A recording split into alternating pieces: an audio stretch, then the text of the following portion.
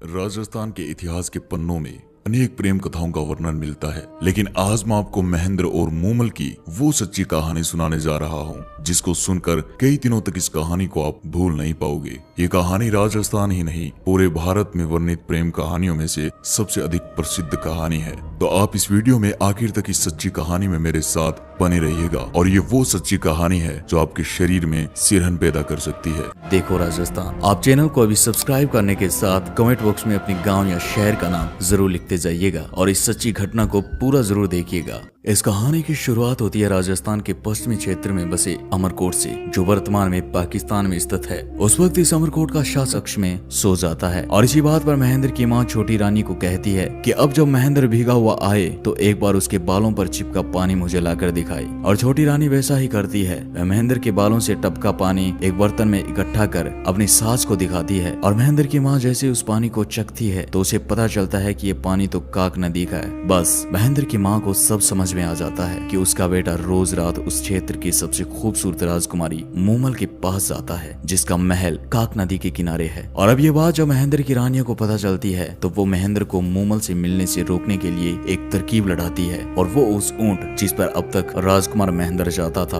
उस ऊंट को जहर दे देती है ताकि महेंद्र लोदरवा मूमल के पास न जा सके। अब अगले दिन जब महेंद्र चीतल के पास जाता है तो वह देखता है कि उसका ऊंट चीतल मरा पड़ा है और ये देखकर महेंद्र चिंतित हो उठता है और वह सोच में पड़ जाता है कि अब वह मूमल के पास हर रोज कैसे जाएगा। और इसी चिंता के साथ एक बार फिर वह उसी ऊंट पालक के पास जाता है और वह ऊंट पालक के पास जाकर चीतल जैसे ही ऊंट की मांग करता है जो उसे चीतल की भांति लोदरवा पहुंचा दे और उसी रात वापस उसे अमरकोट छोड़ दे। और ये सुनकर ऊंट पालक महेंद्र से चीतल जैसा ही ऊंट तो नहीं पर उसकी जैसी रफ्तार वाली ऊंटनी के बारे में बताता है जो उसे उसी रफ्तार के साथ लोदरवा जैसलमेर पहुंचाकर एक ही रात में वापस अमरकोट ले आएगी। लेकिन ऊंट पालक ने महेंद्र से कहा कि आप इसे ले जाइएगा, लेकिन एक बात का ध्यान रखिएगा कि अगर गलती से भी इस पर वार कर दिया तो ये आपको रेगिस्तान में भटका सकती है। तो महेंद्र शर्त मानकर उस ऊंटनी को ले जाता है और उसी रात उस ऊंटनी पर सवार होकर अमरकोट से लोदरवा के लिए निकल पड़ता है। लेकिन दोस्तों रास्ते में महेंद्र मूमल से मिलने की जल्दबाजी में गलती से उस ऊंटनी पर चाबुक से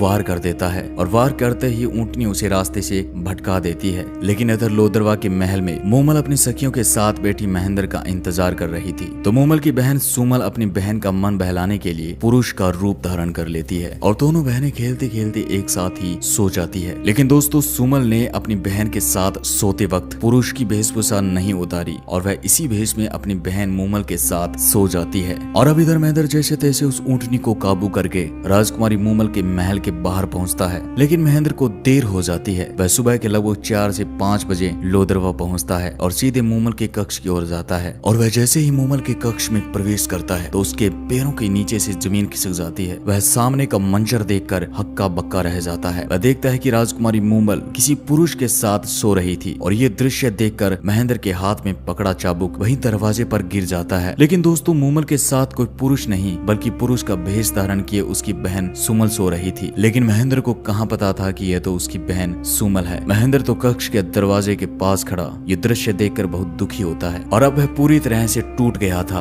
और तुरंत ही वह मूमल से बिना मुलाकात किए अमरकोट की ओर रवाना हो जाता है। अब सुबह जब मूमल उठती है तो वह अपने कक्ष के बाहर महेंद्र का चाबुक देखती है और अचानक चौंकती है कि रात को महेंद्र आया तो था लेकिन बिना मिले वापस कैसे चला गया। तो मूमल को लगा रात शायद महेंद्र सुमल को कोई गैर पुरुष समझ बैठा था जिस वजह से शायद वह नाराज होकर उससे मिले बगैर चला गया। और अब इधर अमरकोट पहुंचने के बाद महेंद्र के मन में मूमल के प्रति हीन भावना पैदा हो गई। वह अब जितना मूमल से प्रेम करता था उतनी ही नफरत करने लगा था और धीरे धीरे उसकी नफरत इतनी बढ़ गई कि महेंद्र ने अब ठान लिया कि वह अब कभी मूमल से नहीं मिलेगा। लेकिन दोस्तों आगे जो इनके साथ होता है वो बड़ा ही भयानक था, बड़ा ही दुखदायक था। अब इधर मूमल महेंद्र के इंतजार में महल के दरवाजे पर अपनी नजरें बिछाए महेंद्र का इंतजार करती। लेकिन महेंद्र उस दिन के बाद कभी भी लोदरवा नहीं पहुंचा और अपनी रानियों के साथ अमरकोट में समय व्यतीत करने लगा। अब धीरे धीरे समय बीतता है लेकिन अब भी मूमल लोदरवा में महेंद्र का इंतजार कर रही थी और मूमल की इसी चिंता के चलते उसकी खूबसूरती निढाल होती गई। अब बीच में कई बार मूमल ने राजकुमार महेंद्र को खत भेजे लेकिन ये खत कभी महेंद्र तक पहुंच ही नहीं पाए। ये खत महेंद्र की रानियों तक ही सीमित हो गए। अब काफी समय बीतने के पश्चात राजकुमारी मूमल के सब्र की सीमा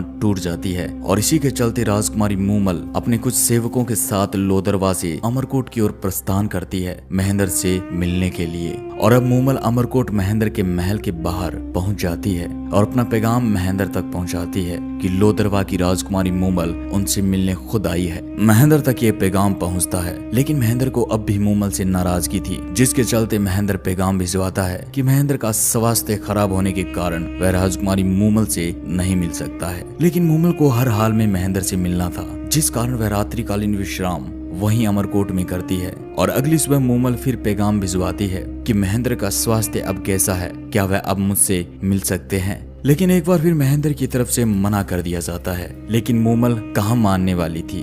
अब मूमल वहीं पर डेरा जमाई बैठ जाती है और हर रोज महेंद्र तक मिलने का पैगाम भिजवाती है। अब महेंद्र के भी कई बार मूमल से मिलने की इच्छा हुई, लेकिन उसके सामने उस रात का वो दृश्य घूम उठता है जो उसकी मिलने की इच्छा को खत्म कर देता है। अब इसके बाद मूमल को लगा कि मेरे हर पैगाम का जवाब ना में आ रहा है, तो अब मूमल अपनी बात व्यक्त करने के लिए गाने वाले संदेश वाहकों का सहारा लेती है। और ये संदेश वाहक निढाल होती जा रही मूमल का संदेश लेकर महेंद्र तक पहुंचते हैं और उस संदेश का गाना गाकर उस रात की सच्ची घटना का बखान करते हैं। अब उनका बखान सुनकर महेंद्र मन ही मन सोचता है कि मूमल मेरी इतनी प्रतीक्षा कर रही है तो हो सकता है मूमल सच्ची हो। और इसी के चलते महेंद्र की भी अब मूमल से मिलने की इच्छा होती है, लेकिन महेंद्र उससे मिलने से पहले अपनी विचलित मन से मूमल की आखिरी परीक्षा लेना चाहता है। अब महेंद्र अपने एक दरबारी को बुलाता है और मूमल तक एक पैगाम भिजवाता है। महेंद्र दरबारी से कहता है कि तुम राजकुमारी मूमल को जाकर बोलो कि रात को महेंद्र को काले नाग ने डस लिया है, जिसके चलते महेंद्र की मृत्यु हो गई है। और अब अगली ही सुबह महेंद्र का दरबारी भागकर उस स्थान पर पहुंचता है जहां पर मूमल डेरा लगाए बैठी थी। और दरबारी मूमल से रोते हुए कहता है कि बड़ी ही दुख भरी खबर है कि कल रात राजकुमार महेंद्र को काले नाग ने डस लिया है, जिस कारण राजकुमार महेंद्र की मृत्यु हो गई।